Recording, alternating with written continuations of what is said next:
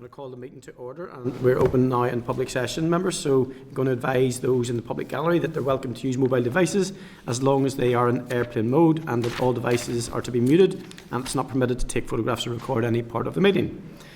So in terms of apologies, I know that one member will be joining us slightly later because of a funeral to attend. We have both Tom Buchanan and Aoife Finnegan joining us via Zoom. And is there anything else, Clerk? No? Okay. Declarations of interest, members. I would remind you of your responsibility to declare any interest in the items under discussion today. Does any member have any interest to declare in relation to any of today's agenda items? Okay. Agenda item 3, Chairperson's business. Item number 1, I refer you to page 6 of the pack to correspondence from Julie Hill, notifying the committee that she is the new interim chair of the Office of Environmental Protection and will be in post whilst Defra and Deirdre conclude a permanent appointment following the end of Dame Glynis Stacey's term as chair. The interim chair thanks the committee for our continued engagement and support and look forward to those relations continuing. Members, have you any comments? Are you content to note? Thank you, members. Item number 2 is in regard to the report of a data breach in Deirdre. Members, I refer you to page 7 of the pack to correspondence dated the 9th of February to the Department and the Minister, which the committee has been copied into from a group called Save the Moat, Save the Sperrins, regarding a formal complaint due to a personal data breach in Deirdre. It alleges that an email titled Deirdre Update and Next Steps on Establishment of the Just Transition Commission sent on the 9th of February exposed the personal email addresses of dozens of recipients. Members, in connection with this item, I also refer you to page 3 of the table papers to correspondence dated the 11th of February from the Minister in relation to the data protection breach. The Minister states the investigation is ongoing, but initial findings show that a staff member inadvertently failed to use the BCC when you issued the email. The information disclosed was limited to email addresses, apparently, and the risk is considered low and has been referred to the Information Commissioner's Office. Members, have you any comments or do you want to note it and await an update once Deirdre's investigation is complete? Just like to point out, obviously, we've had a recent session regarding a data breach with AFBI, and now this is hot on the heels. So, and there would be some concerns there about culture and processes, possibly from my perspective, but this is a live investigation. It has been passed to the ICO. So, are there any other points that anybody wants to? Do we know how many people are affected? It's a small number, I think. It says, so basically it says exposed to personal addresses of dozens of recipients. That could run into, we could seek some clarity around that. If members are content, we could write to the department in regard to a series of questions. I think establish the cause and to review the processes is one element of it. Obviously protecting people's data is important. Secondly, Chair, I think we should be just seeking formal clarification of the numbers of people affected, and is it specific to email addresses, or was there other details also released as a result of it? Yeah, are you happy with that, Clerk? Yeah, I'm just double checking that there isn't a number somewhere that I have okay. Missed, just in regard to this, guys, obviously there are issues in handling data at the moment. You look at the significant cost to the PSNI data breach.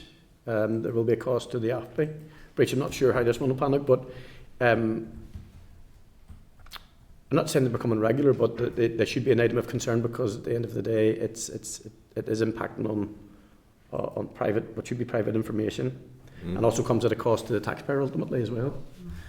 So it's multi-layered. Clark? I noticed the individual who's written to the department is actually asking for data breaches that have occurred in the past 5 years, so I'm quite sure they'll pass that on to us if they get an answer regarding that. Okay. So they obviously have asked for that. Members content with that approach? We're going to contact the department with a series of questions, but there are a series of questions that have been put to the department which we will be copied into. In terms it's reasonable for the public to, you are going to get people being exercised about this, and rightly so, and why, we need to give it full consideration. So, yeah, absolutely happy with it. Content, Clerk? Thank you, members. Okay. Thank you. Okay, item number 3, members, I refer you to the SL1, the sheep carcass classification and price reporting, to introduce mandatory sheep carcass classification and price reporting in Northern Ireland, which is the first SR we are considering under our new process. We noted the SL1 at our meeting on the 22nd of January, and the call for views closed on the 6th of February, and no responses were received. However, given that this is a new process and will take time to bed in, this outcome wasn't wholly unexpected. The clerk was contacted by the NI meat exporters yesterday as they had only become aware of the SR being with the committee, and they are sending in some written views based on the citizen space questions. Would members wish to write to the NI Sheep Task Force to seek its views in a written response in advance of the officials briefing the committee on the 26th of February? Members agreed? Thank you, members. Item number 4. A request has been received via the Assembly Communications team from the Irish News to release all correspondence and briefing papers that the committee has received relating to the Shellfish Gathering Conservation Regulations 2026. Members will recall that under the new process for dealing with delegated legislation, all papers in relation to SRs are now published in the committee's, on the committee's web pages. This SR was considered under the previous process. Are members content for the papers to be published? If so, the clerk will contact Seafresh Limited, the NI Marine Task Force and DERA regarding this, as this SR was under the previous process and it would not have been automatically assumed that the papers would be published. Members content with that approach? So are we providing them? Sorry? Are we providing them? Yeah. So we'll publish them. So under the new process they'll be provided. Under the previous process there was no time scale to facilitate that. So everything is basically in the public domain anyway in regard to the revocation of the order. No, that's grand. This particular subject has received quite a lot of attention, and there's concern about it. So. Yeah, it's no problem. I've read some of the commentary. I haven't been able to read all of it because I don't have access to some of the articles and stuff. But it's an interesting moment, both from a periwinkle perspective, but also from a conservation environmental perspective, and there are a wide variety of stakeholders that are entitled to the reviews on the subject. But in terms of the transparency of this committee, be keen that anything that we have had that is appropriate to share, that we do share. Members content? I think it points also to maybe the need for a better way to consult, that people feel listened to and better informed, because I think, I came into this at the last stage and it's obvious to me that, people's interest was only piqued at the last minute, so that needs to change from a DEAR perspective. If we're reconsidering this, it needs to be more wide-ranging and more engaging, because that clearly wasn't the case. Yeah. It certainly wasn't, because, and that was based under the old system for dealing with SL1s and SRs. That has now changed. And even for a law to be built on 37 responses, I don't think it's good enough. No. Yeah. So hopefully this new process that's been agreed certainly gives us the space, but then as I spoke about in that last item there, we did ask for evidence. There was nobody came back, but it's because they're not up with the new process yet. So yeah, and quite a lot of the responses were the same. So it was like it was a draft that was sent around and everyone put their name to it or whatever. Mm-hmm. That's not an appropriate form of consultation or response, to be honest. And it shows that one particular group can maximise their influence by having others just simply sending the same responses. Should be accepted as one response if the contribution was the same. I think I pointed that out in regards to even the deliberations even around, and you guys will know us when you're dealing with local planning applications. People do a copy and paste and a cut and paste sometimes, and never wrote the original, had a spelling mistake, and everybody repeated the spelling mistake throughout. Yeah, which is, I suppose in planning that would be treated as one response. It would be. That's the thing. Well, it is and it's not, because people when those things will say there were 257 responses, and it's up to someone like yourself to understand what that means, to get in behind it. So, okay, members. Item number 5 then is the spring supplementary estimates. Members, the provisional date for the debates on the supply resolutions for the Northern Ireland spring supplementary estimates 25-26 and the supply resolution for Northern Ireland vote on account 26-27 is the 23rd of February. We've received briefings from DERA's finance officials throughout 2025, including on the opening budget position, the June monitoring and December monitoring. You will recall that the usual October and January monitoring rounds were rolled into the December round. At our meeting on the 29th of January, we received a written briefing from DERA's Permanent Secretary on the 25-26 spring supplementary estimates and the SSE memorandum. These outlined vacancies and key drivers, variances, not vacancies, I need your glasses. Variances and key drivers of spending changes since 25-26 main estimate and an explanation of spending trends since 23-24. We noted that during the year, DERA had an additional 80.8 resource DEL allocated. However, this included £63 million of HM Treasury funding to administer the Windsor framework. It had an overall £8.1 million increase in capital DEL when compared to 25-26 main estimate position. The officials had planned to brief us on the multi-year budget proposals and any outstanding concerns on the SSEs at the same time as soon as the budget proposals work through with the Minister. However, members, I will need to speak on behalf of the committee at the SSE debate, and we will be sending a response to the Finance Committee with any issues in relation to DAERA's 25-26 budget position by the end of February. Do you feel that you've heard enough on the 25-26 budget in our previous briefings over the year for a draft response to be compiled by the clerk and also for my speech? Otherwise, we will need to request the officials up to talk purely about the SSEs and the 25-26 year in advance of any future budget briefing. It's one of the most flat budgets, I suppose, that we've had, but that doesn't mean that we do any less scrutiny on it. So we've had the Director of Finance in it a few times in this past year. Are members content that we've heard enough in regard to that, and carry on with the information we've had, or does anybody feel the need? Are you content? Members content? Okay, content. Thank you.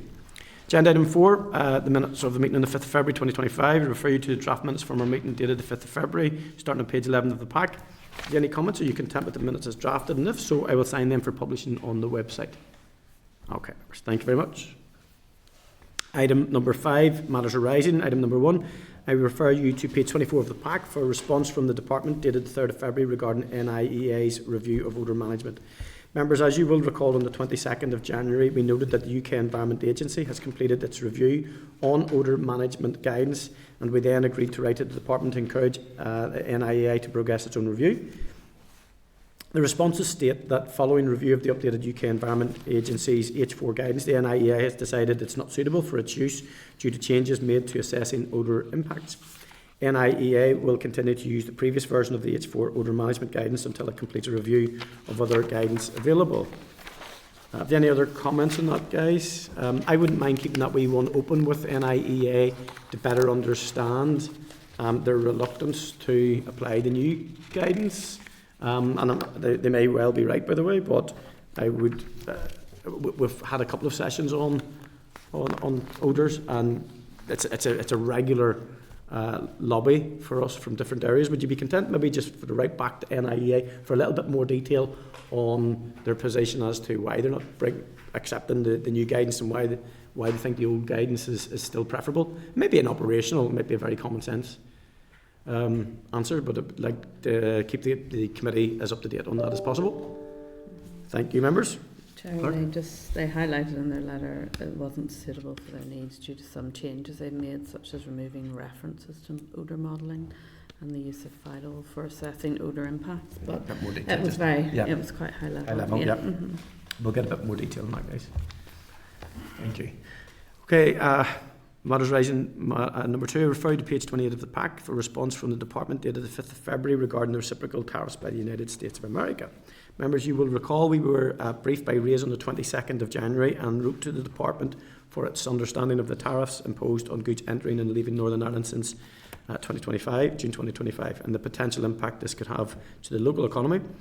In relation to the fall of $0.53 billion in NI exports to the US in the period, which was quarter 4 2024 to quarter 3 2025, compared to the same period the year before, the response states this is likely as a result of an increase of tariffs from an average low of 2% to 10% and the policy uncertainty that exporters faced. The Department also states that trade and agriculture exports fell year-end September 2024 from 18 million to around 15 million for year-end September 2025, and taking inflation into account, export of beverages to the US has remained at similar levels year on year. The Department states it will continue to monitor the impact of US tariffs on Northern Ireland and the agri-food trade in particular, and the Minister will make representations to DFE and DEFRA as necessary. Have you any comments you content to note? Thank you, members. I think just some clarification on a couple of things, Chair. What proportion of the export decline relates to the agri-food sector specifically, as opposed to machinery and pharmaceuticals, and then has there been any assessment by the Department, risk assessment for how farm exporters are going to be impacted by this decline? I just think we should look at that as an interesting one. Yeah, sure, no problem. But certainly, as as was noted, there was a fall in the figures from 18 million the year previously to 15 million in terms of the agri export of the 0.53 billion, but that doesn't give us the detail of what that is. The other thing is with the other deals that are not just the American trade tariff stuff with the Mercosur deal, and our export opportunities are probably under more pressure than they've ever been, and the threat of cheaper, inferior import products looms over the farm and agri sector at all points. So, yeah, points well made. Are you content, Clerk, that there's something there for you?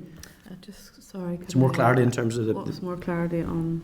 So the percentage of trade that this affects for farming and agri in particular, and then what work's being done to protect and promote, I suppose, maybe through the Bureau actually in Washington too, just to see how proactive the department are with the Bureau in Westminster to what engagement promote. is happening? Yeah, I think that's important because the industry, those in the industry are always having to try and mitigate for those sort of unseen issues that arise, and I'm thinking there are the beverages and the sort of the craft element of that, and how popular it is here, and exporting that enthusiasm over to America is important, and people need assisted in doing that to mitigate what's happened here. Really.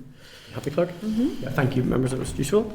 Okay, item number 4. I'm going to do matters arising. I'm going to do matters arising number 4 before 3, as it also is in connection with US tariffs.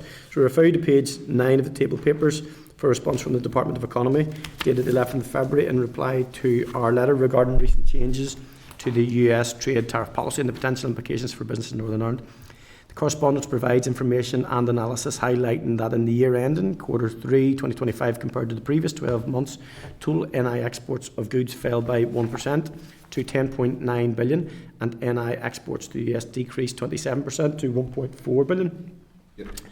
The DFE states that the challenges created as a result of the US trade policy during 2025 is likely to have contributed to increased uncertainty, affecting investment decisions, contract negotiations and export behaviour. So you can see the close correlation that those statements that are made and the uncertainty of the position that we are faced in terms of there's an added complexity for Northern Ireland, depending on what that export would be, given the position of the Windsor framework and what regulations and tariffs do apply. Can we seek further clarification as to the exact reasoning from the department's understanding as to why the exports from Northern Ireland to the US fell by 27%? Yeah, I mean, unfortunately, we could ask that. I mean, what they're saying, obviously, is that it's likely to have contributed, the challenges that were created and the uncertainty. But I think there is a piece of analysis that could be done, and they certainly should be asking the questions to bottom that out, because, as we know, these moments probably come with greater regularity than they ever did, and we need to be learning from the experiences that we're having. It also points to the importance of, what will happen on St. Patrick's Day and that, with that, being there and opening and maintaining that line of communication and informing people of what the impacts of this are. Yep. I think that's really vital. Well, I've no issue with that. That's a significant drop, 27%. It's a lot. Mm-hmm. Yeah. Okay. Yes, Chair, that letter's to the Department for Economy, because that was their overall picture. And the piece about the piece about the Bureau was the piece before, wasn't it? Yeah. Okay. All right, members. Item number 3 then. I refer you to page 32 of the pack for response from the Department, dated the 9th of February, in reply to the committee queries raised on the Dilapidation Bill following our meeting on the 22nd of January. In summary, the departmental officials have confirmed that they intend to hold a round-table discussion with NILGA and BCNI representatives.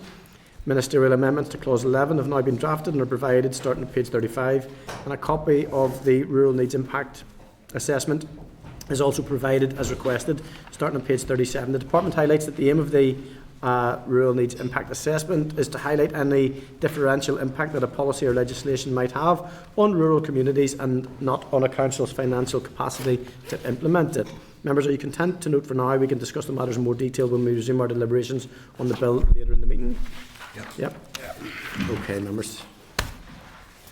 Okay, agenda item 6 is a departmental oral evidence session on rethinking our resources, the NI resource and waste management strategy. So, members, I refer you to the pack starting on page 48 to the briefing paper that outlines the rationale for the draft strategy.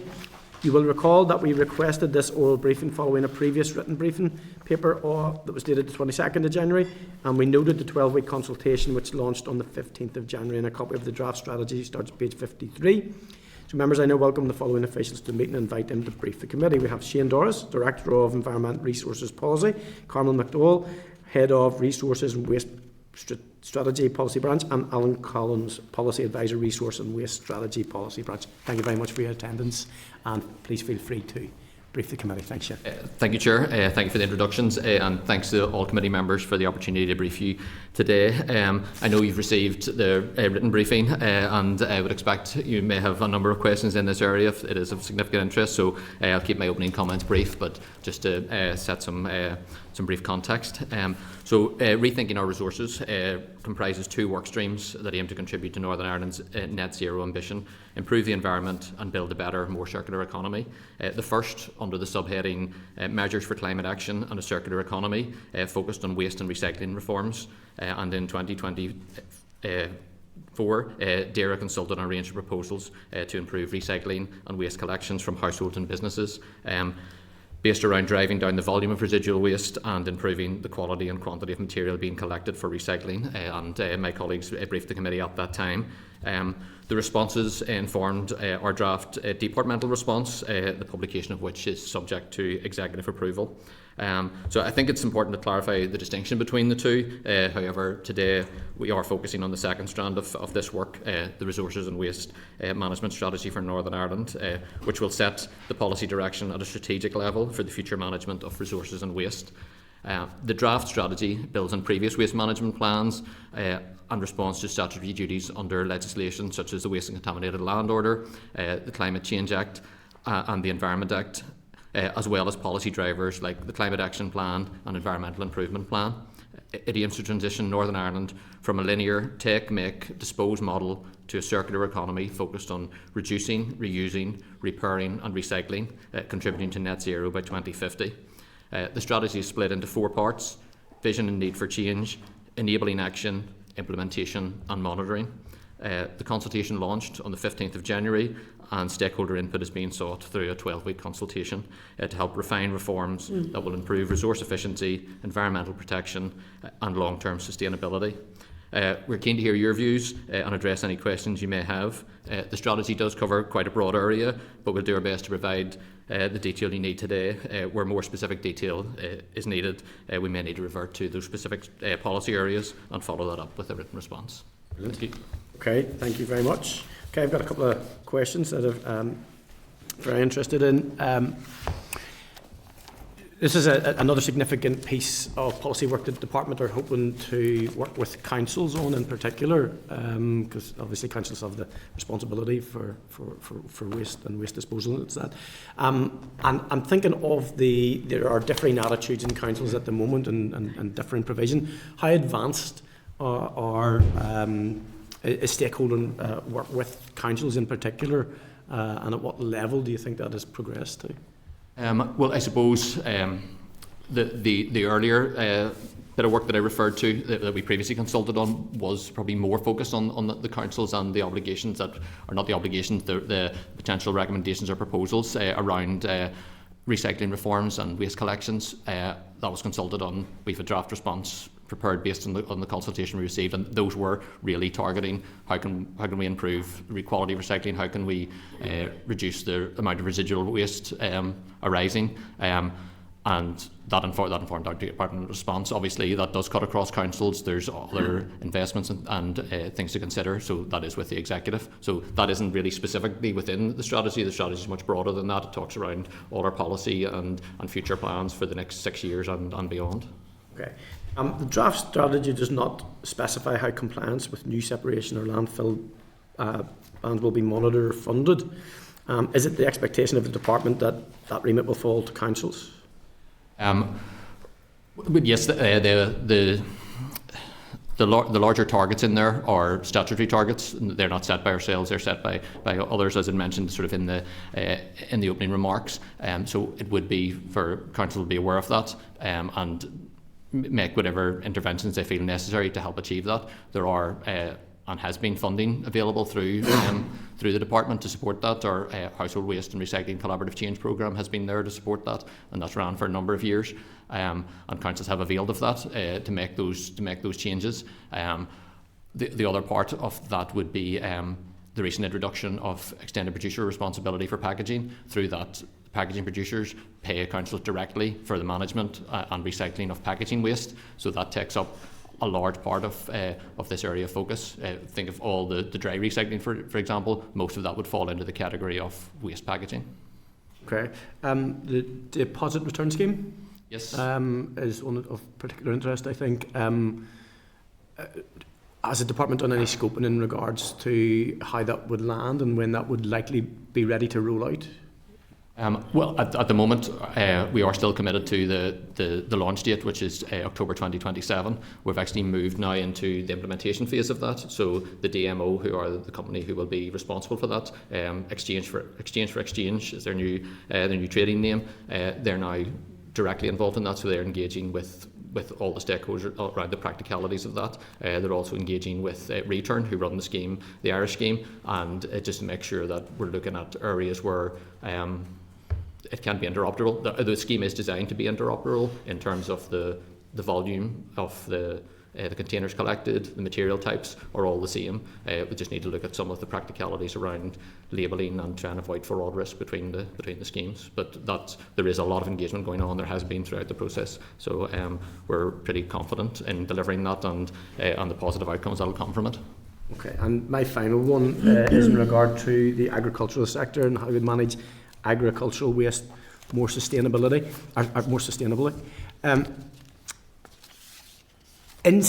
Internally in the department, are you guys connected with any work that's being done in and around AD in regard to that? Are we well connected internally? And then externally, maybe to the Department of Economy, to exercise any opportunities that might arise from the strategy? Yeah, well, there are connections. I'm involved personally on the programme board around the recent sustainable utilisation of livestock slurry, which looks at AD as a solution to that. And then also, I know through that process there are links then to the Department for Economy, and there is a group looking at that. And is it live at the moment, Shane? Is it an ongoing piece of work? It seems to me that there's a massive connection between food security and energy security, and also obviously the management of waste, and obviously redetermining the impact of that waste. It is work that is going on, yes, and it is work that's being looked at actively. Okay, thank you very much. Declan. Thank you, Chair. I want to just underline what you said about the agricultural piece. I was actually going to mention that as well, because we actually, as a committee, we witnessed that circular economy in action. We done our site visit to the Souls project just up the road from here. So it's a good example of a circular economy, and also taking phosphates out of the system as well, which is something that we want to reduce here. In terms of your objectives, one of them is working in partnership and collaboration. And I was just thinking there, have you any plans to engage with the education sector and schools, around that behavioural change piece, which is part of the objectives as well, for young people in schools, to get them early to start thinking about waste in the circular economy? And that's something we are actively engaged in at the moment, and have been for a period of time. We have our Eco Schools project being delivered within the department, even from our own area, and we were involved with the Lyric Theatre, and we run a project that actually goes around all the schools, getting that message out, and that those things are funded through our CBL levy as well, our carry bag levy. So just to get the message out, and we're looking at all opportunities to expand on that. We're speaking to other delivery partners in that regard as well, who have that reach into the schools that we don't necessarily have directly, but we're utilising them to do that on our behalf. Yeah, well, that's great. Thank you, Chair. Thank you, Shane. Thank you for that. And Aoife? Aoife Finnegan, Aoife's online with us. Hello, can you hear me? Yeah. Yep.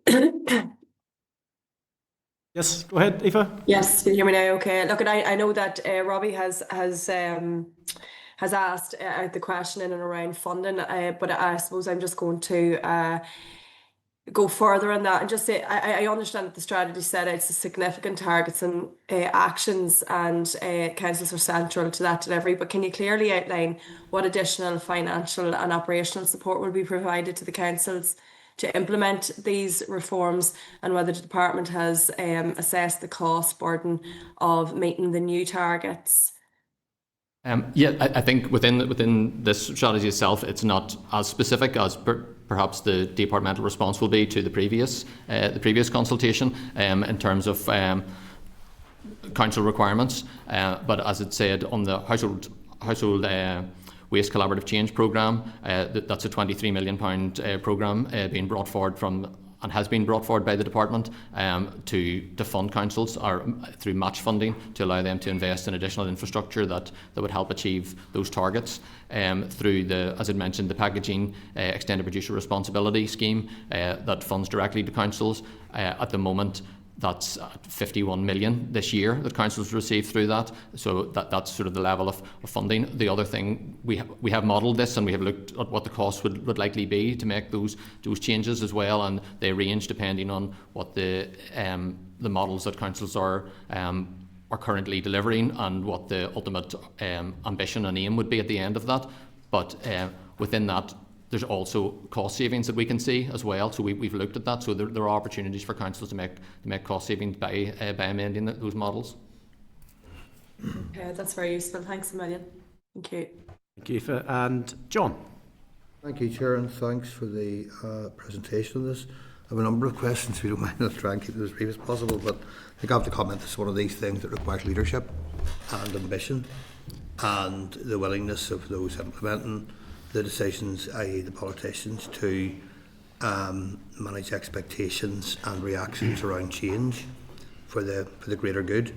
So the questions are really based on that, and the first one is very specifically on the separation of recyclable products.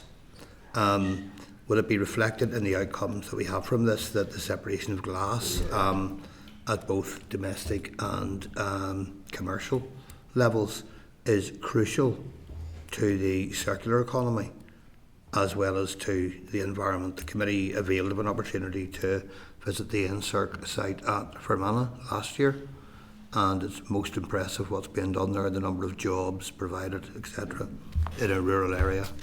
So will that figure heavily in the end product of all of this? Well, that figures heavily in our thinking in terms of, and we're always clear in setting that out, as the ambition is to achieve the greater degree of separation as possible in terms of making sure we're getting the right quality of recyclate, and glass being a key example of that. And we have visited NSERC and spoke to NSERC as well on this issue.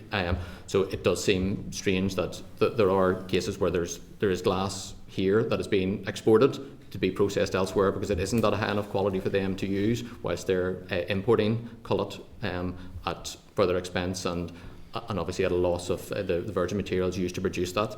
So that we are very, very conscious of that, and something that we need to improve on. And again, something that we would ask people to consider as well, in that those that are funding this through EPR, they are packaging and producer manufacturers. So they will want to see a better outcome. They will want to see a feedstock, a good quality feedstock at the end of that process, to justify, I suppose, their investment in that as well. That's very helpful. Thank you. Another aspect, pretty much a fundamental in all of this, the shipping of huge quantities of waste overseas, which has no positive impact on our circular economy, of course, and could be argued has a detrimental environmental impact. Will that be globally? Will that be reflected? The carbon impact of that be reflected in outcomes also? That again, something that is considered, because there's a number of things to consider, and part of that, and it is quite complex. We've seen the move away from landfill, and that's led to an increase in waste exports. Because ultimately, the waste does need to go somewhere. Some of our ambitions around increased recycling is to reduce that residual waste in the first instance, but there will always be residual waste, should that be in landfill or RDF. So it's making sure that's maximised, the potential from that as well. at the moment, I think there isn't enough infrastructure within Northern Ireland to deal with waste arisings going forward. We are aware of that. I think that's clear. What we're looking at now is how do we quantify that and map that out. Strategic Investment Board are doing a piece of work for us at the moment, and we'll get a report from that. So that will actually set where waste arisings will go to until 2050, and then what the infrastructure requirement would be along that, taking into account the obligations that would come with that as time progresses. So that will be able to help inform decisions around this, where we go, how we build the infrastructure here to deal with that locally, so that we're not having to export to the levels that we're exporting. Thank you. Next one is Chair. I've had it raised with me many times over the years, both at council level before I came here and since I came here also. The recycling for businesses, I mean, the simple explanation of the local model is domestic waste collected at the door. Businesses, have to find their own way through that. That's particularly challenging for small businesses and start-up businesses. The larger the business, the more likely they have the overturned revenue to pay contractors to come and do this. Has it been raised with you at any point in the consultations that there might be an opportunity for smaller businesses to work together or collaboratively so that they can avail of opportunities that might be more of a challenge for them to do individually? Yes, that is something we are very aware of. So we're obviously, as part of this, we will put guidance out to businesses as well as councils and anyone else in this regard. But on that specific point, we are planning to do a pilot scheme around that very thing you've spoken around, about bringing small businesses together and see how they can work. So that will be coming ahead very soon. We've spoken to RAP, who are delivery partners on that area of work, so they'll be rolling that out in the near future. Really pleased to hear progress in that, because that really is at local level a recurring theme. Finally, and this is finally, by the way, you mentioned that there's already a paper on the previous consultation with the executive. How long has that been with the executive? At this point, I probably can't talk in the detail around the executive business and sort of for the confidentiality around that. Instead, it is with the executive. Okay. Was it weeks or months? Do we know? As I said, I don't really want to get drawn into the timeframes around that. Okay, I'll do my own research, but thank you for that. Thank you. Thank you, John. And Daniel? Yeah, Chair, at this juncture, I'll declare an interest as the chairperson of the Public Accounts Committee, because this is an area of particular interest to the committee. We were going to take it as our next inquiry until the consultation appeared, so we look forward to looking at it in the future. I wasn't going down the route that John was going, but I will touch on it. We don't really know the detail of any discussions at the executive, but you can tell us how long it's been with the executive. That's a fairly transparent question. We completed our work on the departmental response in around the summer. Last summer, that's when we completed last response. We completed it at that time. Okay, so sometime between June and August. All right. Okay.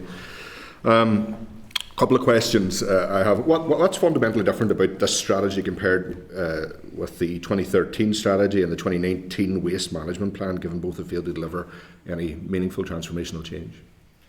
Well, the strategy aims to build on those and go further, really focusing on the circular economy aspect of that.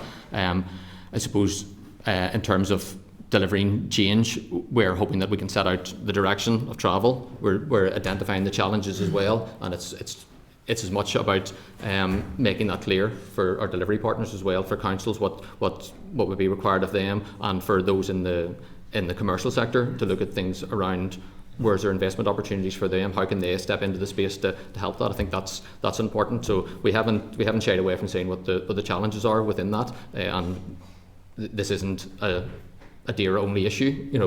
We need people to work with us, and we hope we've set that out to try and get that level of engagement and get that buy-in. Certainly requires partnership, but you're the lead department. What happens if the 10 targets or 63 actions are missed? Are there any enforcement mechanisms, penalties, or statutory duties triggered? Well, we would be failing to meet those statutory targets.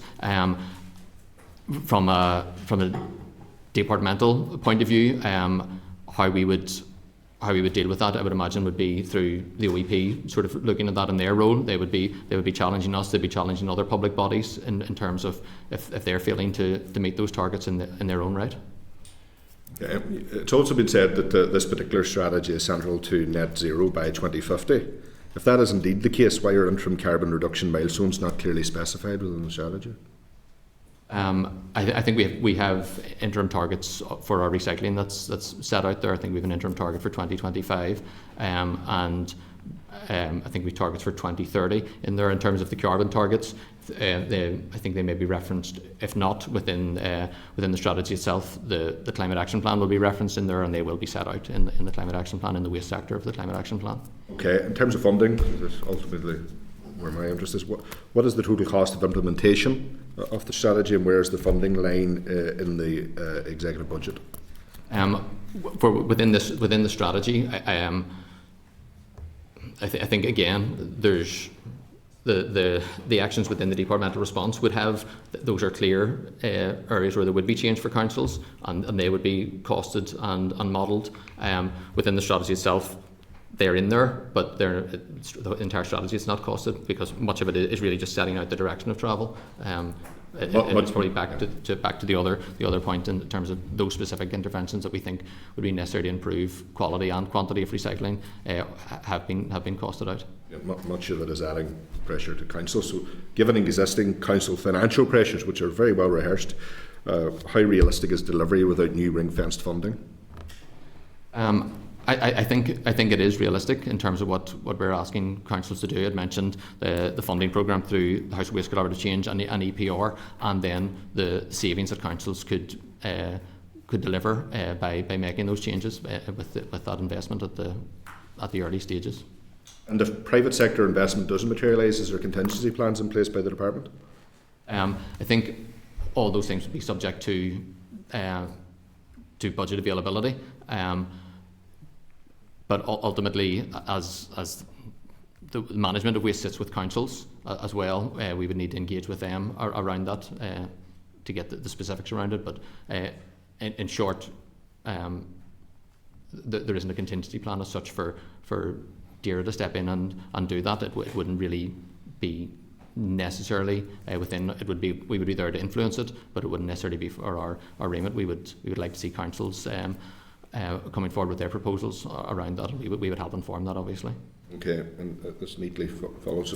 Just before I go to a final question, you'd said we're moving towards getting away from landfill, but when will that truly become a last resort, and what measurable reduction is expected annually? Well, we've seen massive reductions in landfill over the last number of years, particularly the last 2 years. That's come down significantly. But so that is a positive and a very real positive. But we're looking at the wider picture of that as well, because we're conscious that much of that has been driven from energy from waste, and that obviously leads into the waste exports that John had touched on earlier.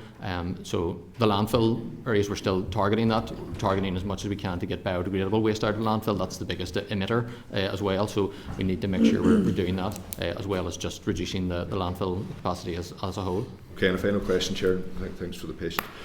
So, as with all things, I always have a concern about where ultimately responsibility lies for enforcement. So who ultimately is accountable for the delivery of this strategy and ensuring its effectiveness? Is it DAERA, councils, or the industry in itself? Well, within the strategy, we've listed a number of actions, and most of those actions are things that we will deliver or that we will support the delivery of. So effectively, we will manage that and look at what we're doing as a department to deliver the strategy. Okay, and in terms of the effectiveness of that, will there be new enforcement powers available to where regulators receive to tackle illegal dumping, poor compliance, or underperforming operators? Those are perhaps separate to that, but those are things that we're always looking at in terms of how do we improve regulation, how do we improve enforcement, what legislation may be required in future. We haven't set that out within the document because we want to. That would be dealt with. Any legislation be required would be dealt with separately and looked at that time and assessed at that time. All right. I just struggle to understand how quickly this can come into effect. 25 years of waste strategies we've seen across Northern Ireland. Will this one finally, in your view, deliver systemic change rather than repeat the cycle of ambition without outcomes? I do think it has the potential to deliver that.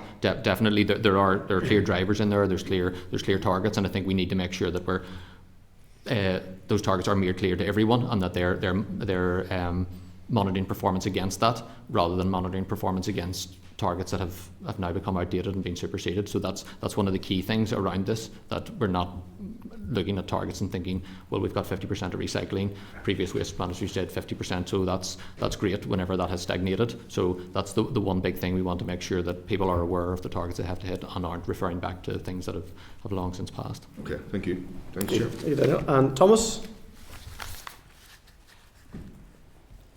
Yeah, thank you, Chair, and thank you for your presentation again this morning.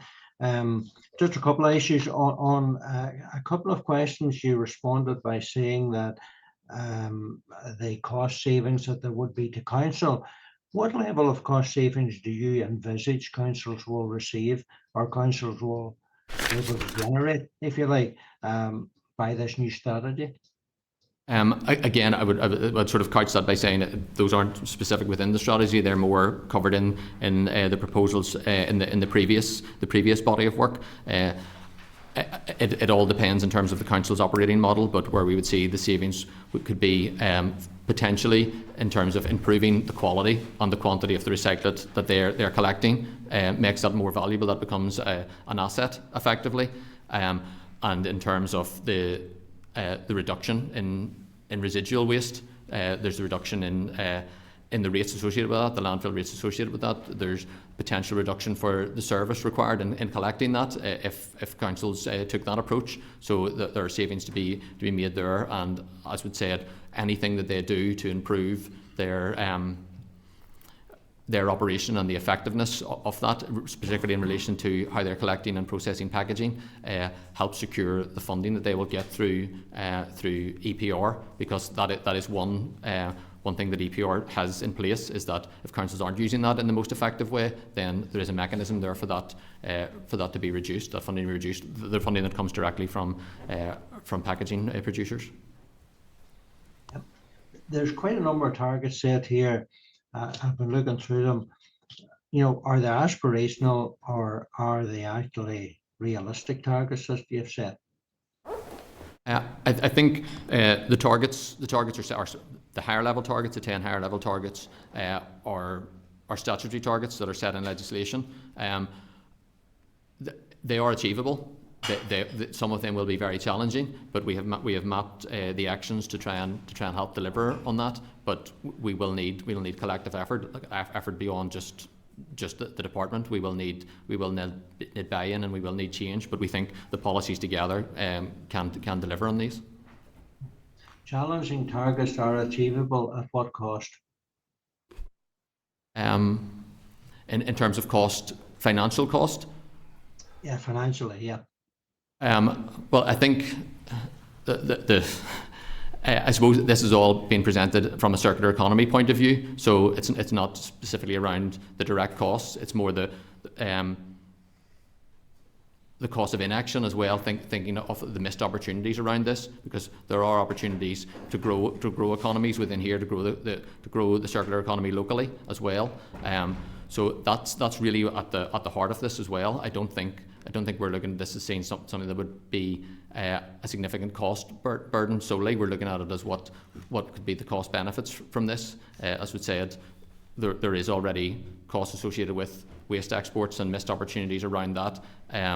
There's the cost of landfill that has to be borne as well. So there are savings here. There's opportunities to support the businesses here, as mentioned, in terms of the one particular company that we talked about earlier on glass, and how we can improve the availability of feedstock to them. So there's opportunities and savings around that too.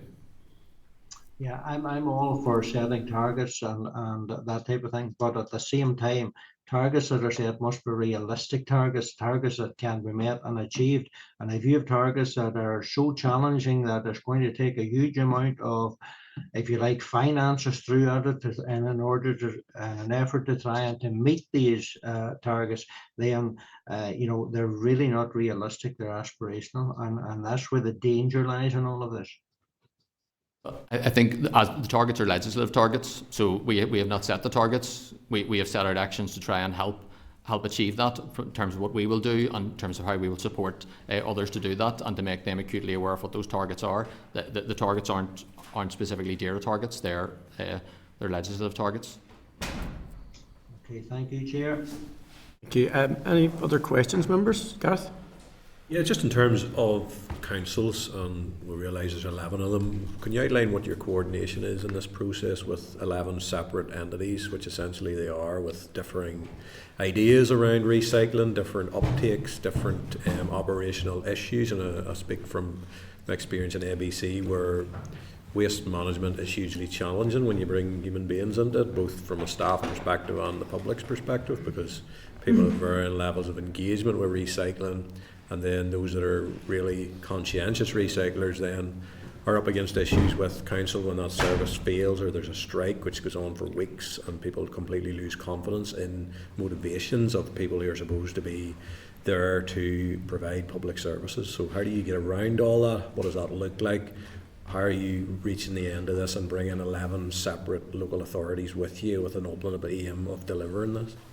Well, I think from a practical point of view in terms of our engagement, there's the Government Waste Working Group, which involves ourselves and councils, and that's an opportunity for them to update us on what's happening in their areas, and for us likewise to update where we're going and our future plans around this. And we will engage with them as part of this consultation exercise again, and we've engaged with them in the previous consultations. In terms of the bringing them all together, one of the aspirations within this is around something as simple as a core set of materials in terms of what is collected for recycling, and I think those things are important, and to make sure that we get central messaging around that again, one of the key things. I think that would be very helpful at the moment. Even within different methods of collection, we can do better in terms of our messaging around what is recyclable and what isn't, and how we engage with recycling, how the public actually engage with it, what they need to do and what they could do better. I think that's something that I think everyone can do better on the messaging around that as well.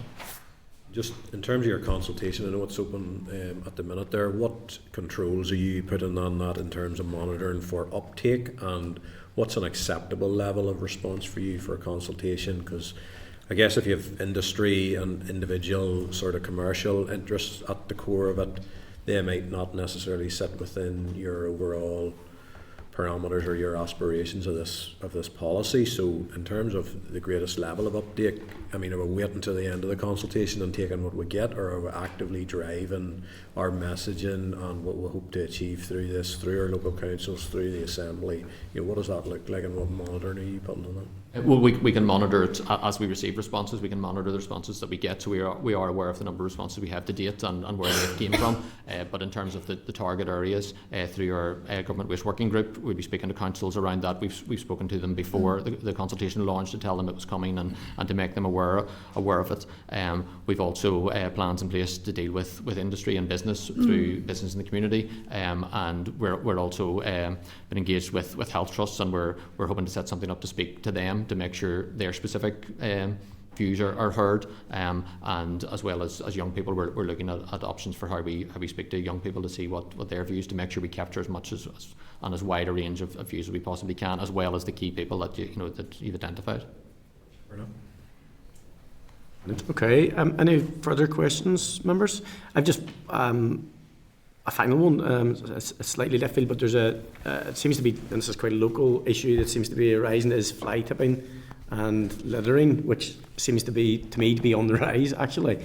So it could be an unintended consequence if the process seems arduous or complicated for members of the public to do that. I'm not sure that is the reason at the moment, but I know that it's in the paper as one of those things that you're alive to. So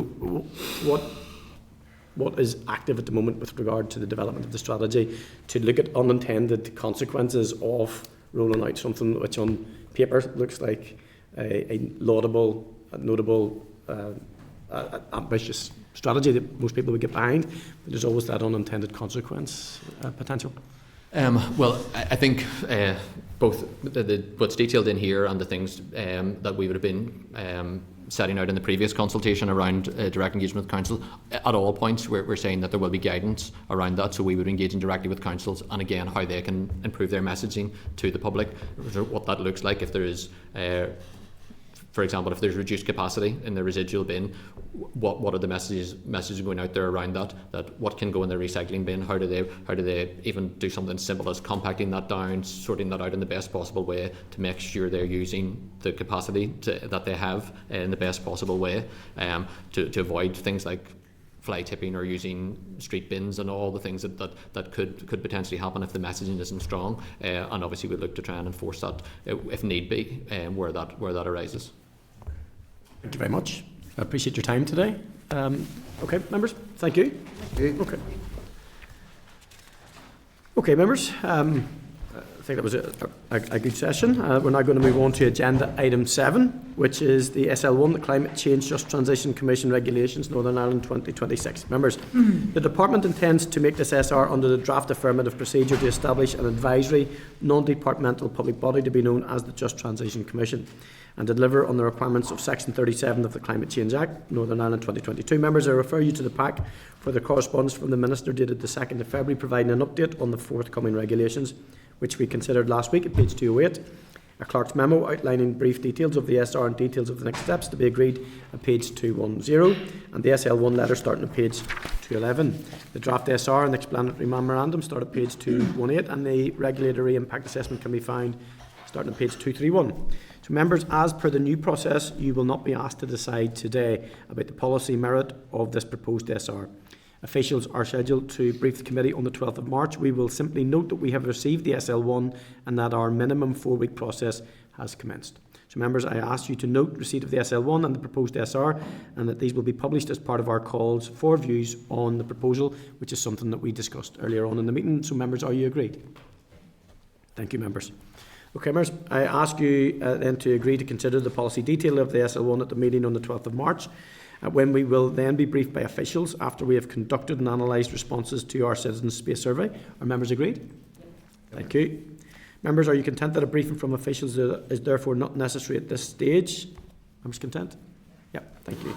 So agenda item 8 then is the SR 2026-14, the Bovine Genetics Genotyping Scheme Regulations, Northern Ireland 2026.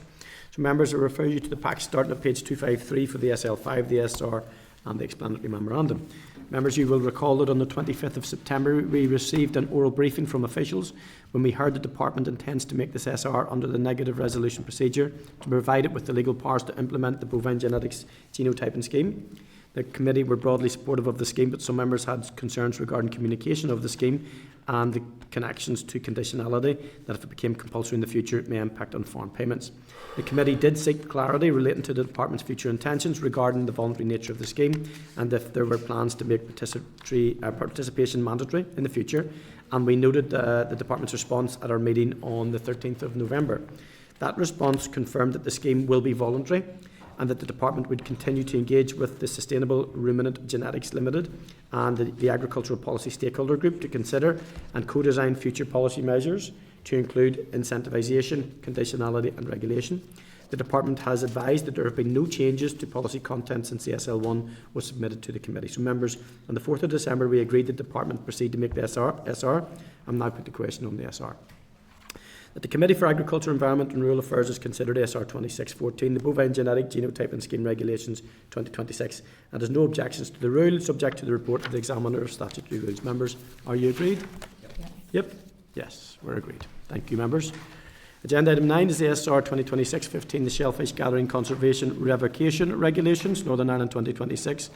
Members, I refer you to the pack starting at page 265 for the SL5, the SR and the explanatory memorandum.